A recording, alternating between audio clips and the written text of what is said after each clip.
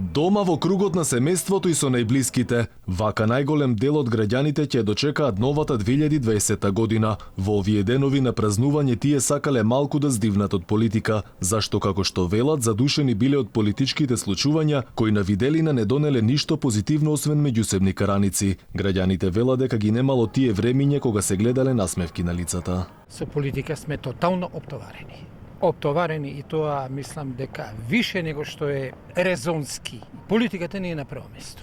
И кавгите ни се тука поред политиката. Се спомне политика кавга. Брат со брат, комши со комшија, колега со колега. Премногу се угушени, така да ни треба малце овие празнични денови да ги поминеме без политика.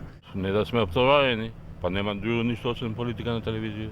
Добар дел од граѓаните велат дека ќе прослават во домашна атмосфера и тоа со најблиските и пријателите. Неколку пара така собрани, празнично, дома. Каде ќе прославите? Дома, во домашна атмосфера. Среќни празници. Фала и на вас. А пред новогодишно граѓаните се пожалија и на скапотијата.